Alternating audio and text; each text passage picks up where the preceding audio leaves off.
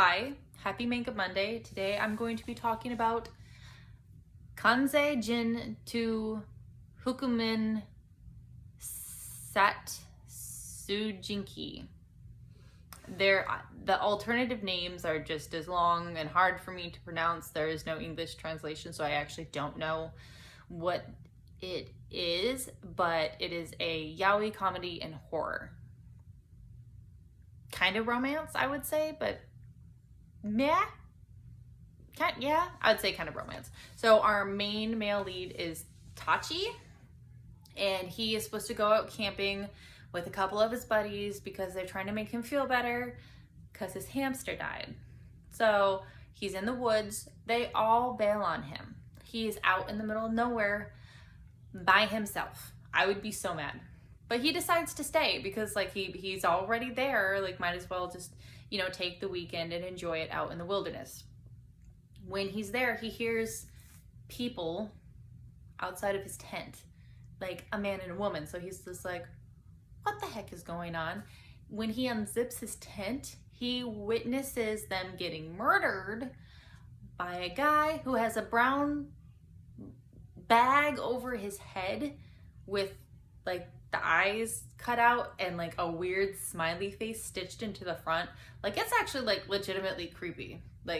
If you were in the woods in the middle of the night and you see this guy killing these people and he just has a bag over his head with a creepy smiley face, you're gonna be like, what the hell? So he ends up actually passing out. He mumbles, he says something thinking it's a horror movie, but then he blacks out because of the shock of the situation. But when he wakes up, he's tied to a chair in someone's basement and he doesn't know what's going on. The crazy serial killer is there and just watching him. And this poor kid, and he's an adult, right? I think he's 25, 24, somewhere in that range. But he's tied to the chair and he's talking to him. He's trying to figure out if he knows English, if he knows his native tongue. And the guy's not really talking and just observing him. And unfortunately, he's trying to I think he's trying to speak French to explain that he needed to use the toilet, he really had to pee. But the guy doesn't give him, doesn't untie him, doesn't give him, doesn't get him to a toilet or anything. So he ends up peeing himself and he gets really mad and he starts yelling at the dude, the serial killer, because he's really embarrassed. It's not that he's scared, but he gets really emotional because it's I haven't peed myself since I was 5. Dude, I told you I needed a toilet. That's messed up, right? So what ends up happening, or that he comes to find out, is Tachi finds out that the serial killer's name is Dieter.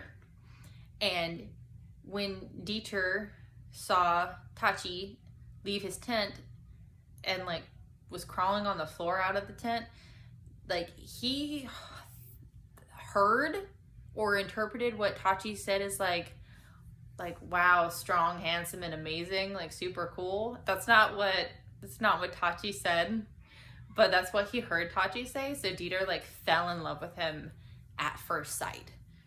So you have Dieter keeping Tachi hostage in his house, and Tachi is basically at that point where it's straight survival mode. So he's okay, if this dude thinks I love him and that we're I'm his wife now, I'm gonna do that so I can possibly escape. So he's yeah, I like you. Yeah, I really like you. So there is a rape scene. The very first time there's rape.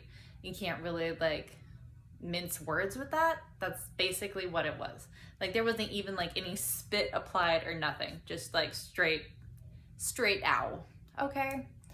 And so during the days, Dieter will go and do something, and I think one of the first times he leaves, Tachi is this is my time. I need to go. And he goes to leave, and when he gets to the door, touches the handle and opens it, is the same time Dieter comes home and is covered in blood, and Tachi freezes. He doesn't even know what to say or do because he thinks he's caught. and that he's about to die because he tried to leave and Dieter is in love with him. So he just straight up panics and freezes and is just like, what do I do? But Dieter is like, what are you doing? And then he's like, oh, you came to greet me at the door. That's so thoughtful. You must love me a whole lot. And Tachi's just like, yeah, welcome home. Welcome home. And it's just like, he knows he got so lucky. Like, he got lucky in a way because Dieter gave him like the way out of dying, but at the same time, like if he would have left like 5 minutes earlier, he would have been able to escape. So you do see parts where he does try to escape, but eventually he starts legitimately catching feelings for Dieter. Once he comes to find out like the terrible childhood he had and like all the obstacles he's had to overcome and the abuse he went through, he starts feeling very sympathetic to Dieter.